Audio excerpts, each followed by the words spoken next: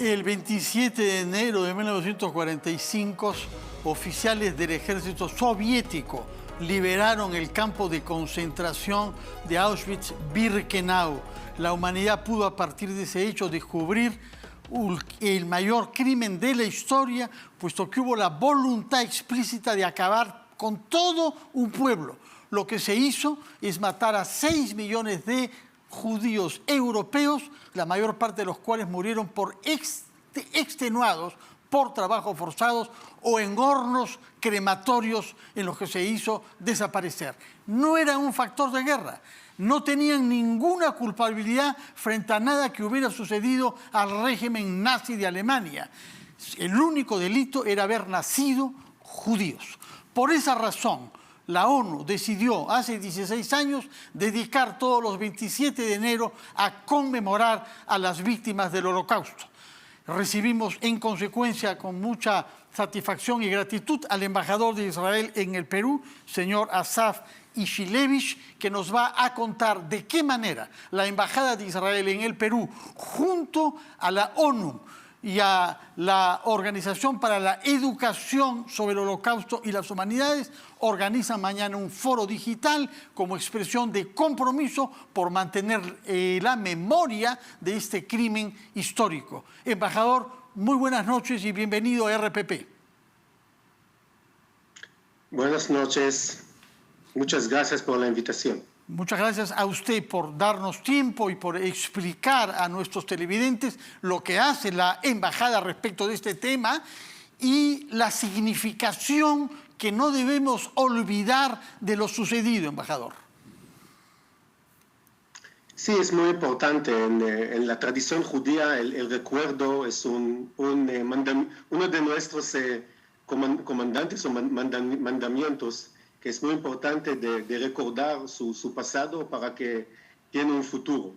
Entonces, cada año organizamos junto con la representación de la UNO aquí en el Perú, organizamos un acto junto también con las autoridades peruanas.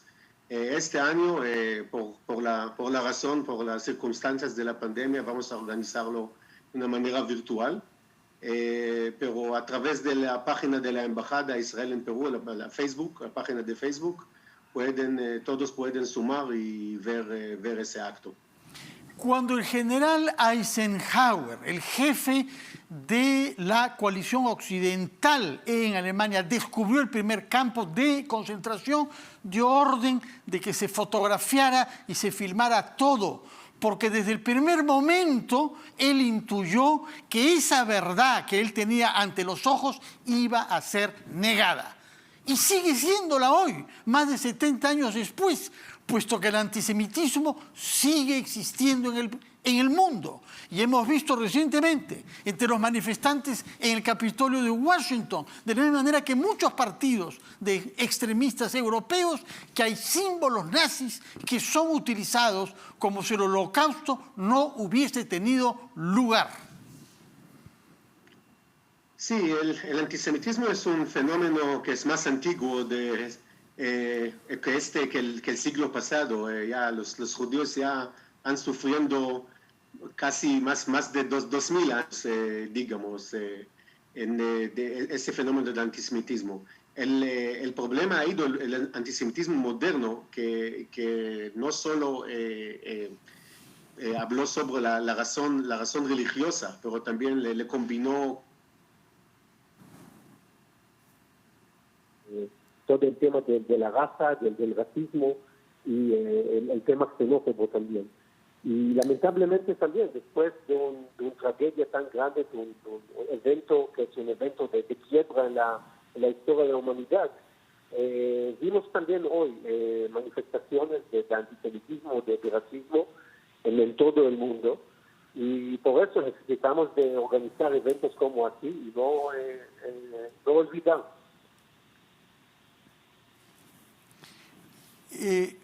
Embajador, usted conoce ya nuestro país, donde se desempeña naturalmente como representante diplomático de Israel. Nosotros hemos conocido también algunos momentos de expresiones antisemitas en el Perú. En el año 27 hubo una intervención de la policía en la casa de José Carlos Mariátegui para neutralizar un supuesto complot judío. Naturalmente, el antisemitismo nunca ha tenido en el Perú el carácter activo, político y criminal que en países europeos. Pero, ¿cómo explicar que este prejuicio, como usted dice, es muy antiguo, viene desde el Imperio Romano en realidad, siga vigente en algunas sociedades, como sociedades europeas en particular, y en los Estados Unidos, donde los ciudadanos, sin embargo, han sido testigos, muchos de ellos por los ancianos, de la Guerra Mundial?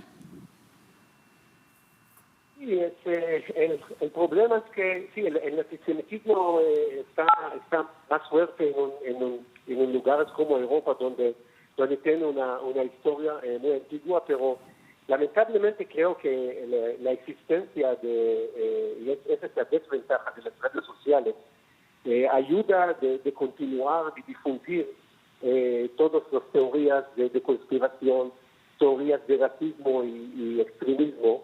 Y el problema es que ahora las redes tienen una magnitud grande en difundir esos tipos de teorías, y por supuesto que ahora la desventaja es que todo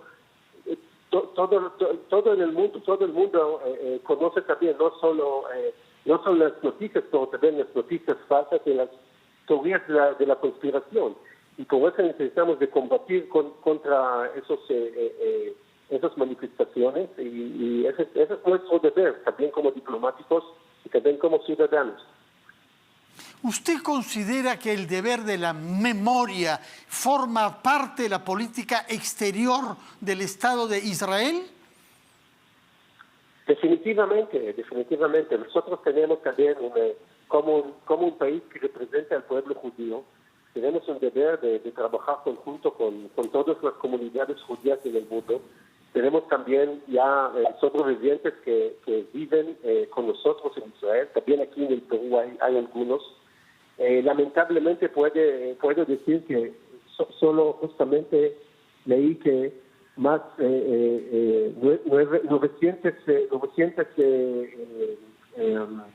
sobrevivientes han perdido su vida en la lucha contra el COVID en el año pasado.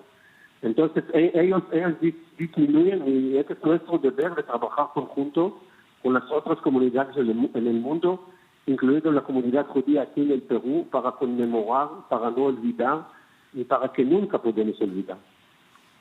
Ahora bien, ¿cómo explicaría el concepto mismo? Porque la palabra holocausto, que es la que se usa fuera de Israel, es una palabra griega, quemar todo, ¿no? Tiene la misma raíz que cáustico, pero ustedes en Israel y en hebreo usan una palabra diferente, la palabra Shoah.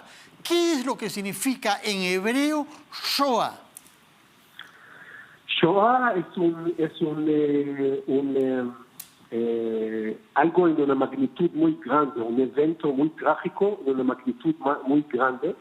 Y nosotros no, a veces es muy complicado de explicarlo en palabras. Creo que uno de los problemas de los sobrevivientes era explicar cómo algo así puede pasar. Entonces, a veces se faltan las palabras para explicar, para hablar sobre el tema, pero es muy importante de tratar de hacerlo. Porque ya estamos 76 años después, y necesitamos estas palabras para explicar, y especialmente para explicar a los jóvenes. Yo tenía la posibilidad de visitar junto con sobrevivientes aquí en el Perú, en colegios públicos, en colegios privados, y junto con representantes de la comunidad también, del centro del Holocausto aquí en el Perú. Y es increíble el interés de esos jóvenes para aprender qué pasó en la Segunda Guerra Mundial, qué pasó en el Holocausto, es enorme. Necesitamos de enseñar, necesitamos de explicarlo y tratar de explicar cómo ese evento en esa magnitud pasó, y cómo es un señal para nosotros, para el futuro, cómo necesitamos de recordar para combatir contra esas manifestaciones y fenómenos. Usted sabe que el Perú votó a favor de la creación del Estado de Israel en el año 48, cuando esto se aprobó en la ONU. Es un Estado que ha nacido por decisión de la Asamblea General de la ONU y que ha mantenido siempre una política exterior constante de apoyo a la seguridad del Estado de Israel, pero al mismo tiempo ha respaldado todas las iniciativas de paz con sus vecinos palestinos sobre la base del esquema de la creación de 2 estados vecinos. ¿Se mantiene este sueño en Israel? ¿Comparte usted este sueño de que hayan 2 estados vecinos en paz, reconciliados, como ha sucedido entre Israel y Alemania, por ejemplo? Sí, creo que el conflicto sigue por un lado. Por otro lado, vivimos juntos en este país, un muy pequeño país que está en el tamaño de Ica, no más, de la región Ica. Por otro lado, también vimos que muchos de los países de nuestros vecinos ya buscan los lazos, buscan el acercamiento con nosotros y nosotros también. El año pasado tuvimos la oportunidad de afirmar esos acuerdos de cooperación y paz con los Emiratos Árabes, con Bahrein, y retomar, reiniciar las relaciones diplomáticas con Marruecos. Y creo que esas buenas noticias pueden también ser un buen señal para una futura solución de paz entre nosotros y los palestinos. En Israel tiene que reconocer que en Israel viven más del 20% de población que están musulmanos. Nosotros vivimos conjuntos, a pesar de todos los problemas, trabajamos juntos. Por ejemplo, ahora en la lucha contra el COVID, en el hospital no hay diferencia si está musulmano, cristiano o judío. Todos tienen que trabajar conjuntos contra el COVID. Tenemos médicos de todos los grupos de la sociedad y juntos luchamos contra el virus. Hay muchos espacios en que podemos cooperar y creo que necesitamos de tener ese sueño, tener esa esperanza para también no olvidar que podemos vivir conjuntos en este país. Muchas gracias por su presencia en RPP. Ojalá que la pandemia sirva, como usted lo ha sugerido, como un factor de paz en el Medio Oriente, entre Israel y todos sus vecinos y en general en el mundo, que aprendamos que solos no nos vamos a salvar de esta situación. Muchas gracias por su presencia y desde ya nuestro respaldo a esta iniciativa de mañana de conmemorar el Día Mundial de Memoria de las Víctimas del Holocausto. Ha sido todo por esta vez. Agradecemos la presencia del embajador de Israel, Asaf Ishilevich, y los invitamos mañana a las 7 de la noche a una nueva versión de las 5 de las 7. Muy buenas noches.